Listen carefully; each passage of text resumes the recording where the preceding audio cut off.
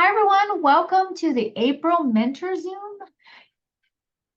I have dropped the attendance chat into the chat for you. If you are watching this recording, go back to the email that you found the recording link on, and you'll find the attendance link and all the other links that get dropped into the chat for this live session will be on the email, again, that you found the recording link on. So I have dropped the attendance link into the chat, and what you're looking at now is the month of April. So first and foremost, you're attending the Zoom or you're watching the recording, April 3rd, perfect. There are 3 months, not 3 months, there are 3 weeks for you to meet with your mentee.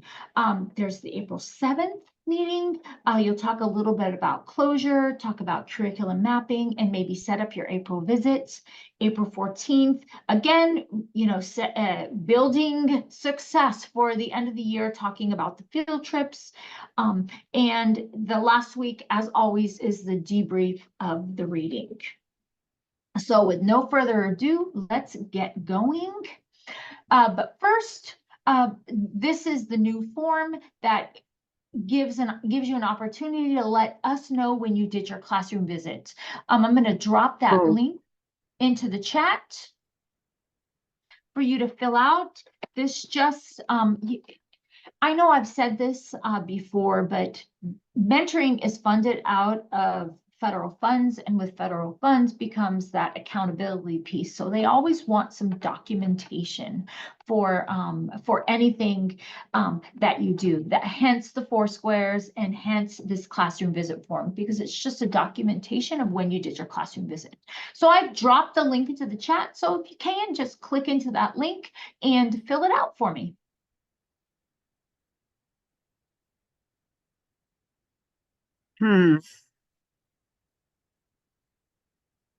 Oh, I apologize. I missed a letter. That is not going to open up. There you go. The correct link is in the chat now. I got a little hasty with my copy paste and I missed one letter, but it's in the chat correctly now. If you click into that link, fill out that form.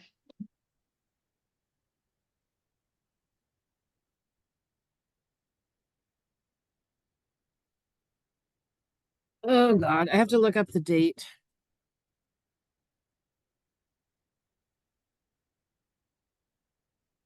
It can be an estimate. It doesn't have to be spot on. It can be an approximate.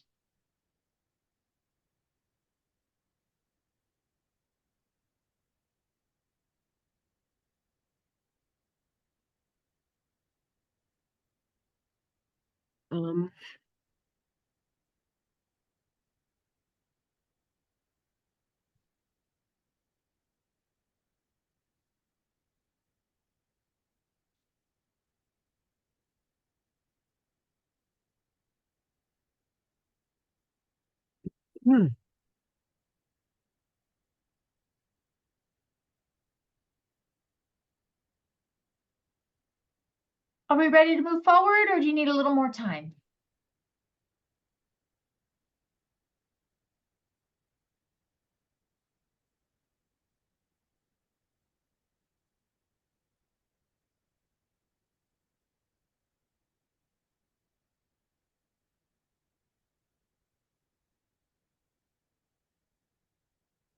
Okay, so we are going to go ahead and move forward. Thinking about the classroom visits, remember that the hope is that you'll have an opportunity to do a classroom visit in February, March, and then in April. In a perfect world, in February, you would have seen elementary language arts, or a period in the middle high school. In the secondary, you would see a period. In March, the hope would be that you see math, and then a different period for secondary. And then in April, it would be good if you could see a writing lesson, if it's applicable to your mentee's role. And then again, in the secondary world, it would be good to see another different period. Again, the different classrooms have different dynamics, and it just gives you as a mentor another opportunity to provide resources or feedback in another context. Most of you by now know the process to get a sub, and those of you that have moved forward with getting a sub, that's great. What you're seeing is that 4-step process, but just an acknowledgement that every partnership is different, and every assignment and every role is different. Some of you have been visiting your mentee during your planning period instead of getting a sub. Perfectly okay. So if you have a period during the day when you don't have students and you just want to drop in on your mentee, that's perfectly okay. So just know that every partnership is different, and so there's lots of flexibility on when you do that classroom visit. But if you prefer having a sub, and that opportunity is available as well. Okay, so let's start digging into what the week of April 7th is going to look like. We've been really talking about those lesson look fors, those 4 big ticket items: the learning target, what do you want students to know, be able to do, that engagement piece, how are you engaging students in that learning, how are you checking for understanding, and the last piece is closure. We're going to talk about closure today and why I have designated as one of those big ticket items. But before we do, I want to also bring your attention to the week of April 7th being an opportunity to talk about curriculum mapping for next year. This is a perfect time to have that conversation with your mentee. How did the curriculum plan out for you? What changes might you make? What things are you going to do differently next year to be more effective in your instruction? That curriculum mapping piece, this is a perfect time of year to have that conversation with your mentee, because at the beginning of next year, it's going to be a whirlwind. Everybody shows up in August, and it's like a frenzy just to get your classroom ready, just to get things going, just so that you can have kids in front of you. And there's no time to do that curriculum mapping piece. So now's that perfect timing, because it's fresh in your mentee's mind. So if you have that opportunity to have that conversation with your mentee this week, the week of April 7th, perfect. Also, you want to set up that classroom visit for April. Okay, closure. Research shows that the brain remembers first and last best. So forgetting to close a lesson is a missed opportunity to reinforce the learning. So closure looks different in all classrooms. As veteran teachers, I'm sure you have some favorite ways to close lessons. One of my favorite ways to close a lesson is just to simply reinstate what the learning target was. Today we learned this. That's a perfectly viable way to close a lesson.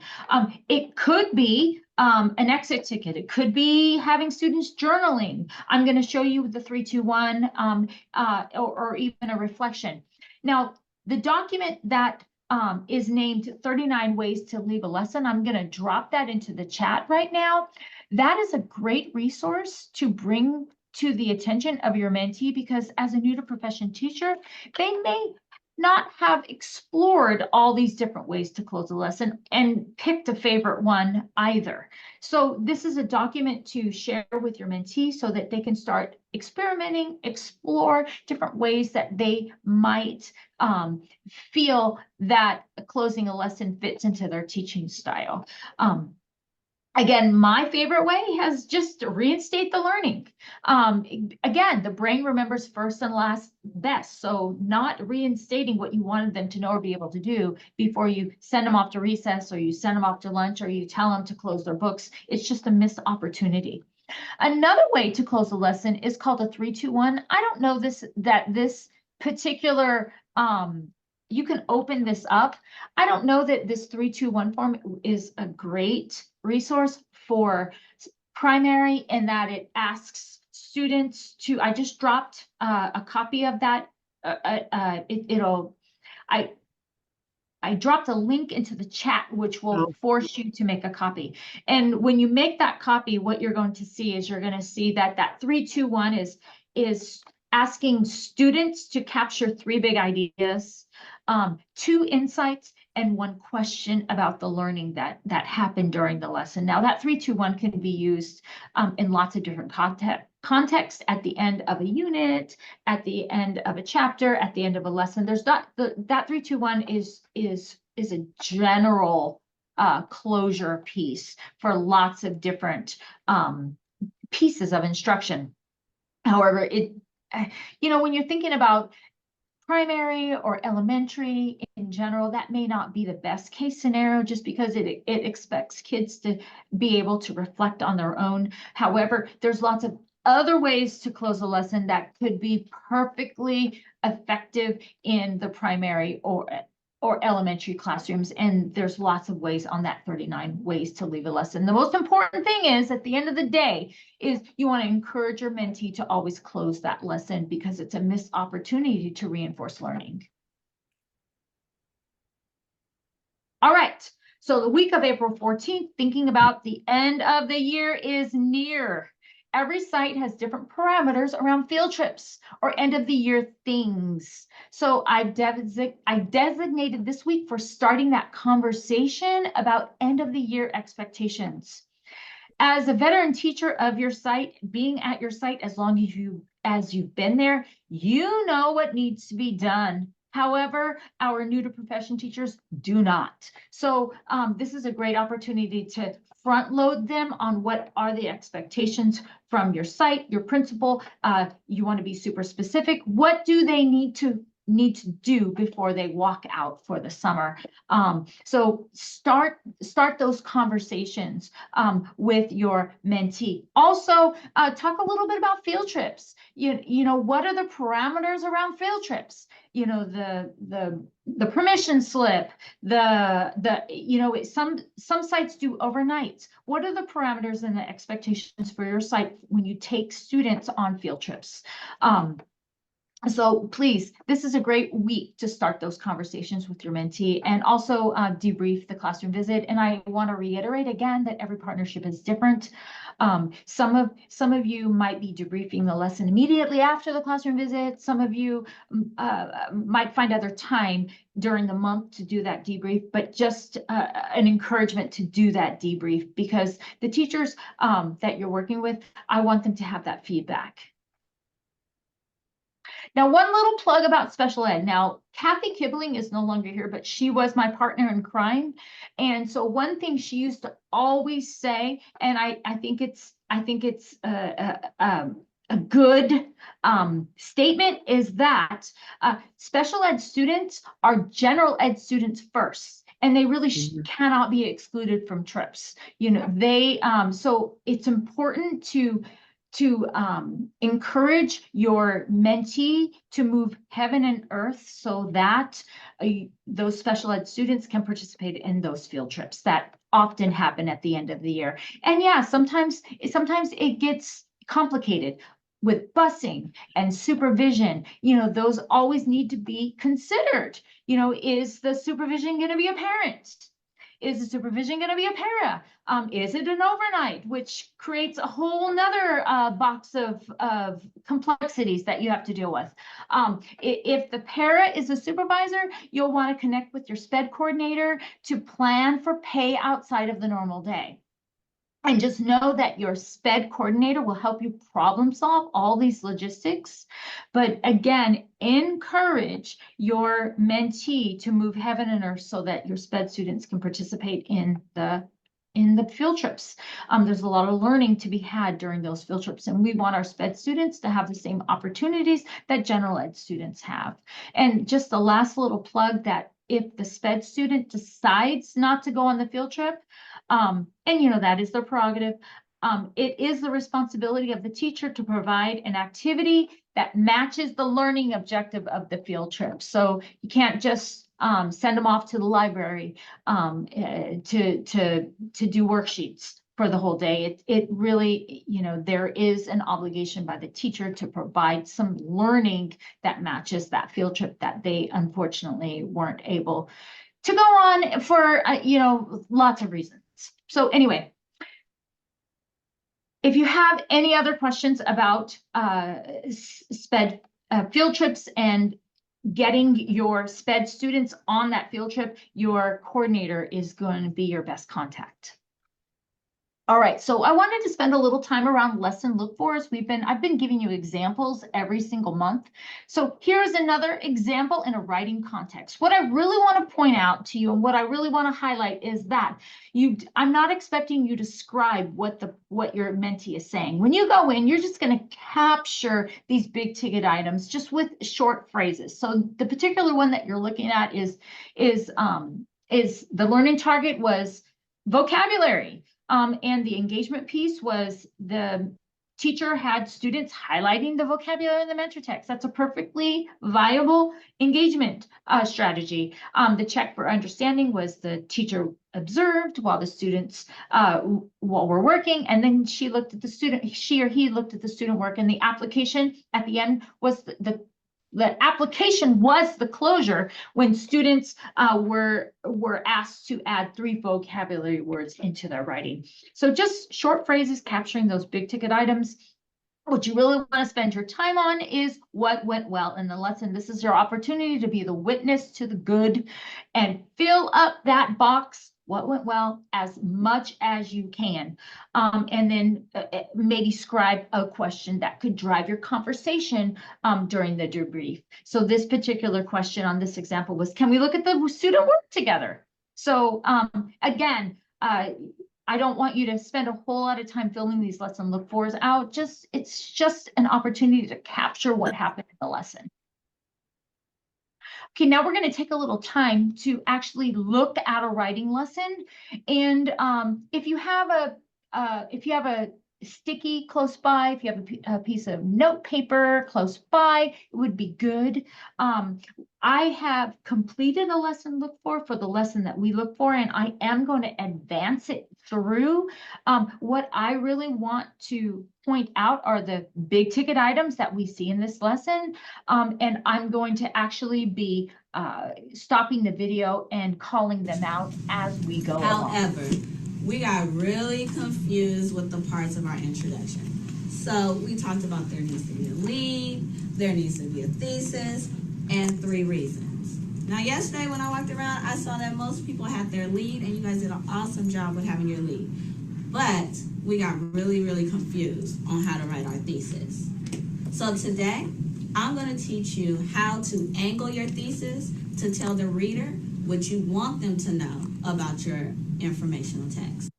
So there she is. She called out, there was the learning objective. There was a little bit of a lead into it, but she was very clear when she said, this is what we're going to be learning today. I'm going to teach you how to angle your thesis statement. So you are all writing about the Gold Rush, and I'm going to show you how to angle it. So I want you to pay close attention to what I'm going to ask you to do to angle your thesis statement today. I'm going to show you first, and then we're going to try it. So our thesis statement is really to focus our writing. We want the reader to know exactly what we want them to know about the Gold Rush. They don't have to know everything about the Gold Rush, just what we want them to know. So you're going to angle it by telling us, how do I feel about, mine is the March on Washington. So I'm going to say, how do I feel about the March on Washington? Or what do I think about the March on Washington? This is going to help me angle my paper so that I'm giving the focus of my writing. So today I'm going to show you how you're going to do that today on your paper. So now I'm going to try it with mine.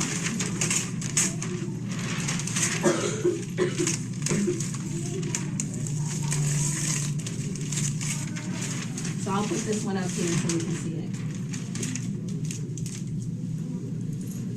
So when I'm writing my content essay, you are all going to do this in your writer's notebook when we start practicing. You're going to write your thesis. So you always write on your notebook content essay first, and then I'm going to write thesis statement.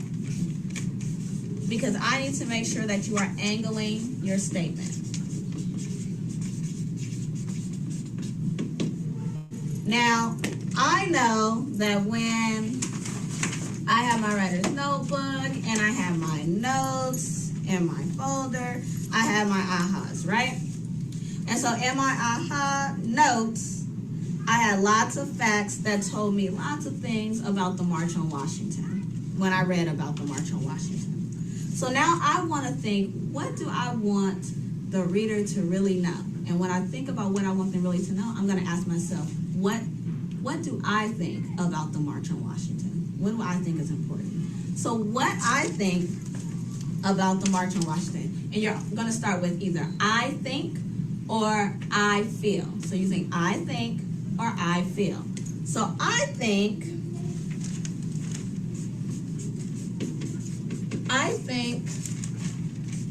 the March on Washington, bless you.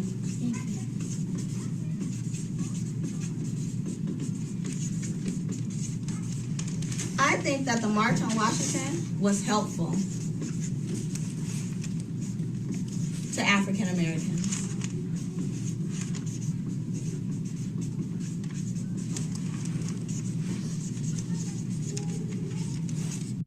Okay, so the engagement piece so far is she's modeling. She's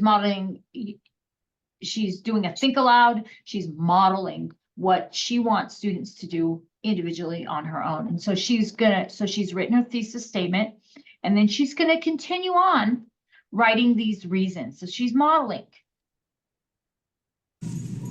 Now, you have to have 3 important reasons, and that's why we use our notes and categorize them into our aha facts, right? So now, the next thing I'm going to do is list my 3 reasons, but they all have to connect to my angle. What I said was that the March on Washington was helpful to African Americans, so it has to be angled there. So when I have my reasons, and then in my notebook, I'm going to write reasons. So she continues on writing these reasons. Thesis. She's modeling. I'm going to write the second reason.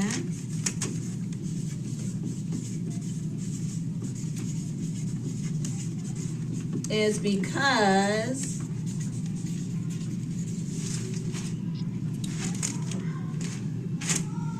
it helped.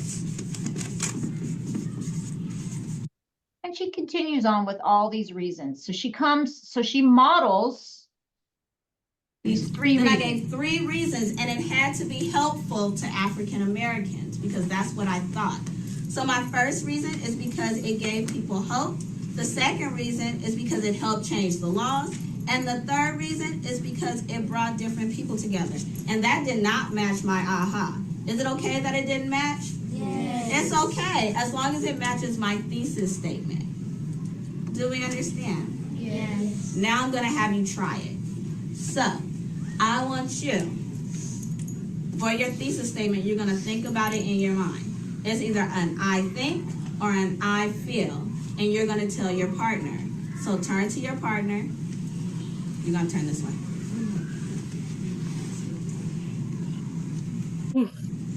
Thank you, Farmer. So there's another engagement strategy. She has them do a turn and talk, and they're talking about their thesis statement, and the teacher is checking in Thank you on for them. being partners. You can see her kind of up at the right there. She's checking in on students. So there's a pair share. She's checking for understanding. Person with your right? hand on your head, you're gonna go first with your thesis statement. You either start with I think or I feel about your gold rush. Go.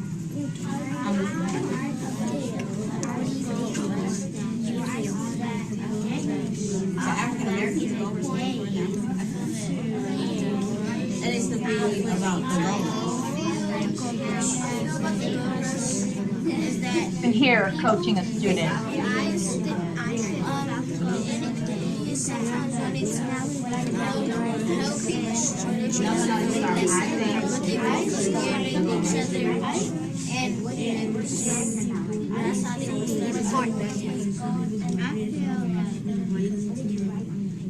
Okay, one statement.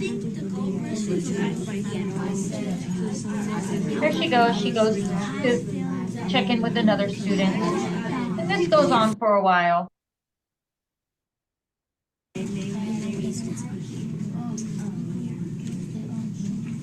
Okay. Don't give me the because. Just tell me what you got. Jalen, what did you say to your friend? Because I think they, Okay. she was that because the goal wasn't to get to the 49. Scholars, you have 5, 4, 3, 2, and 1. I would like to share some people's thesis statement. Now, somebody said that I think the gold rush was bad because people got shot during the gold rush. And we learned that there was a lot of violence during the gold rush time, so they would think it was bad.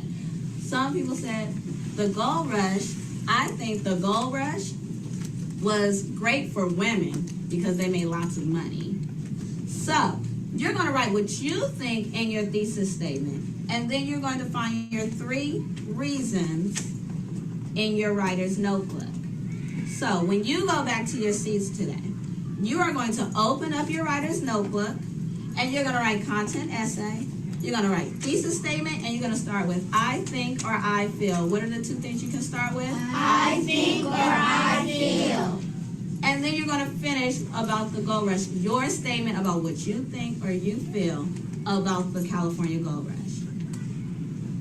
When you go back to your seat, get started, thesis statement, 3 reasons in your writer's notebook. Are we ready? And so there at the end, you know, you can see that she closed the lesson by just reinstating again. She said it lots of times, what, you know, how to angle that thesis so that students, there wasn't any mystery what the learning target was for that day. And then she reinstated it at the end and sent them off to work. I really like this video because it's a short video, but it encompasses all the big ticket items. And so if I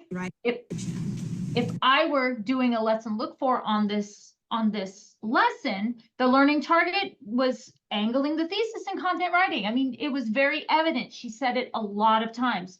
She did some modeling. She had the students do some turning and talking, and then she was listening, and you didn't see her checking in on kids, but you could hear her conferencing with kids. And I'm sure she knew who she needed to beeline to. And then the closure was simply reinstating what she wanted students to know or be able to do, and sent them off.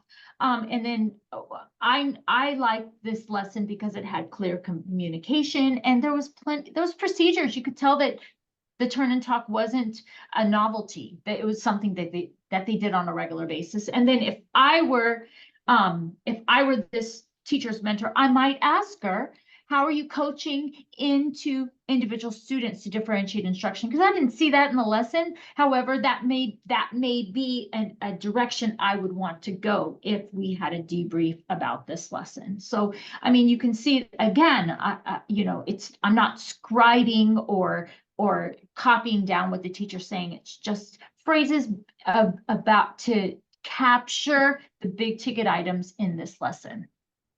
So I've been talking for a long time. Do I have anybody have any questions about the lesson look fors? Okay, perfect. All right, so the last week of the month is always the debrief for the first days of school. Remember that the last section in the book connects back to the first chapter where the authors describe 4 stages in teaching: fantasy, survival, mastery, and impact. Now, there's no guarantee that a new to profession teacher is going to go through all those 4 phases in a year's time. It takes time to build experiential knowledge, but those are the stages in teaching as Dr. Wong has described them. At the end of the day, our whole goal in offering mentorship to new to profession teachers is to build teacher leaders who have a positive impact on students. I mean, that's the whole reason we want to build capacity in our new teachers.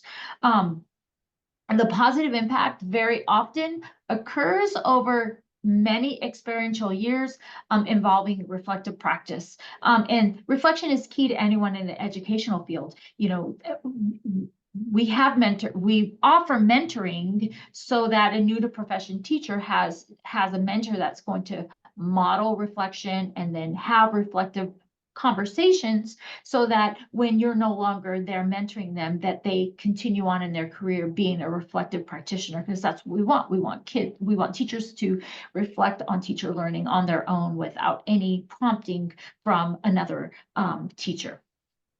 So those are the big ticket items in the first days of school. And then here are the big ticket items in chapters 9 and 10 and the 10 critical components. This particular chapter highlights the need for communication from the SPED teacher. Same as general education teachers, there needs to be an established relationship and communication systems. I actually looked in the book. There wasn't a whole lot of resources in the book itself. I have some general ed resources that work fine. So I'm going to drop a link into some communication resources, systems to document that parent communication, just because I don't think the book had a whole lot of resources, and it doesn't matter if they're general ed, they work for special ed as well. And the whole idea behind having that good communication is that you want to build that rapport with the parent, so that when you have to have that hard conversation, it's not going to be super awkward. You want your mentee to be regularly communicating with that parent so that they have a rapport, all the great things they're doing, so that when that hard conversation comes, you can have that in a professional way. So that's the 10 critical components. That's the end of the critical components book. There's no more reading for anyone in May. The reading is done. So the last two things, as always, I want you to make sure that you have your April Foursquares. I know they're there. I double checked. However, I want to make sure that you can get there and you have the pathway to them, and so that you can use them as a resource, as well as the April checklist. And so check out the April resources, the April checklist. Go to your drive, make sure you can get to your April Foursquares, and then I'm going to stay on for questions as long as you need. However, if you feel like you're good to go for the month of April, just give me a thumbs up and then feel free to log off.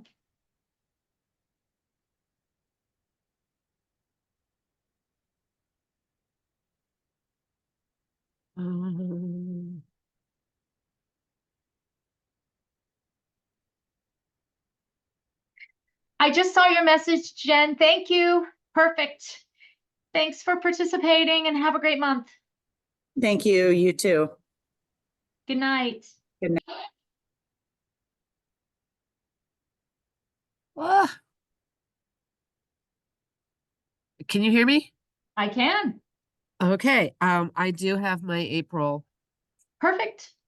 And I just realized I think I've only done one look for, so and I thought I did two. So I will do one this month and one at the beginning of May or something. I'll coordinate with my mentee. She's been sick. Okay. Yeah. A lot. Okay. Okay. Yeah, you know, what makes sense to you, you know, Okay.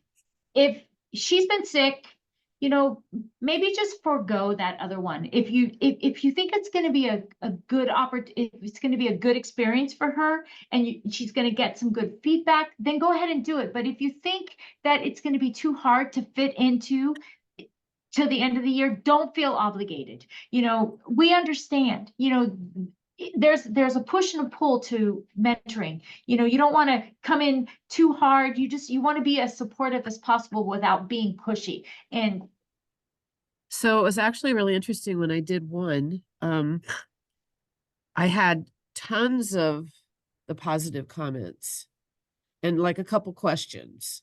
You know, I was like, did I miss the closure? Because she may have done it while she was walking the kids down the hall.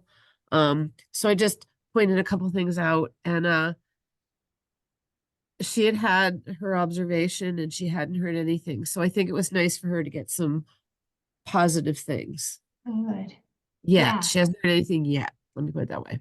good. So anyway, I'll talk to her tomorrow, or if she's still in her room, and we'll squish two in somehow. Yeah, if that makes sense and it's a good, she's really open to that feedback and she wants that feedback, then absolutely do the two. Okay. But if she's resistant in any way of getting that in, then I would just do the one. Okay, sounds great. Thank right. you. We'll All see you right. in May. Yes, Bye. will do. Okay, bye-bye. Bye.